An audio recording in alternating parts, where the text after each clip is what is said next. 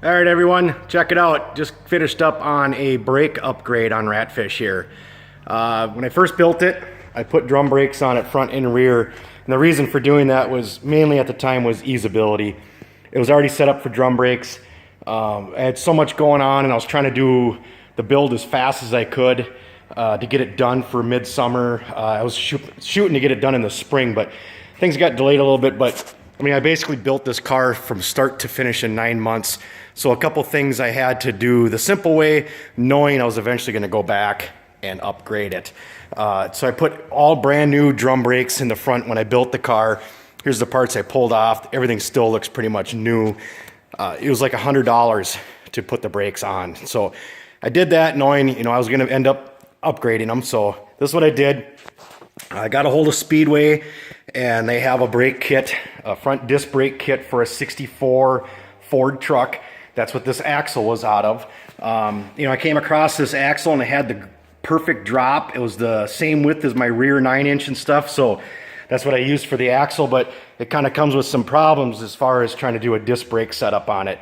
And I kind of researched trying to put together my own kit, but for the $300 this thing was, and onto my doorstep, was just a way easier way to do it. I ended up at 5 on 5.5 on my bolt pattern. I might do some adapters to adapt that down to like a 5 on 4.5 or a 5 on 5 just to give me some better wheel options. Because I did upgrade my rear wheels to a 20-inch wheel back there, and I want to do like an 18-inch wheel in the front that matches that rear one. But so this is pretty much the kit's on. Yes, the caliper is mounted on the front side of my rotor, but as you can see back here, my shock and my steering were causing a problem to be able to mount the caliper on the back side of the rotor. Well, I did a little research, found out that 51% of the vehicles these days, the calipers are mounted on the front side of the rotor. And the main reason, they say the reason where a caliper gets mounted is mainly to avoid your suspension and your steering. Well, my steering is on the back side of this axle, and so is my suspension. So logic thinking is put the caliper on the front side of the rotor. So that's what I did. Just in case anybody looks at this video and says, well, gosh, you mounted this caliper on the front side, you can't do that. Well, you can. You'd be surprised how many cars you actually sit in the parking lot and you look over through their wheels and notice that, like I said, 51% of the new cars these days, these calipers are mounted on the front side of the rotors on the front end. So that's that. I mean, super easy. I mean, it took maybe 2 hours to do this whole kit. It took me a couple weeks to complete only because I had numerous other projects going on. I was able to reuse, they send rubber hoses, but I ended up reusing my steel braided lines, and I just ended up buying this banjo fitting right here and then adapted my stainless line onto that. So I just bought these locally at a speed shop. They were like $8-9 a piece, but super nice kit. I like it.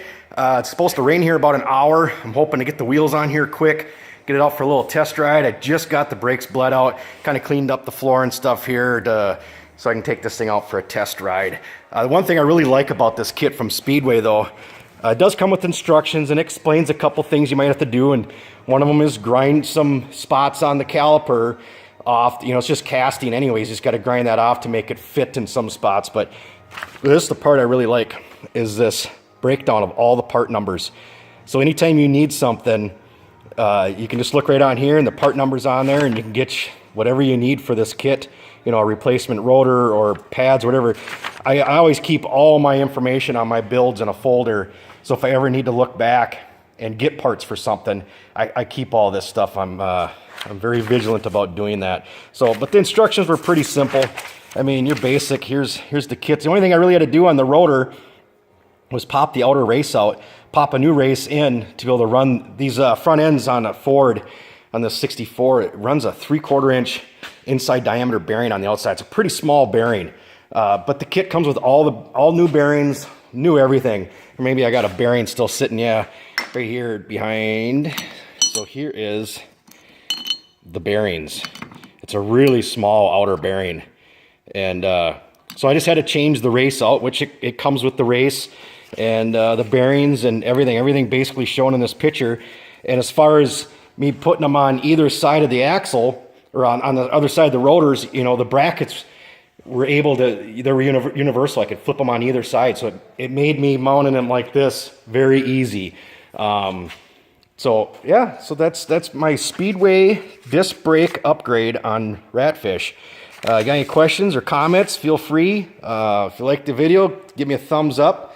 Subscribe. I'm always doing something. So thanks guys, and thanks for watching. That is Ratfish brake upgrade. Thanks guys.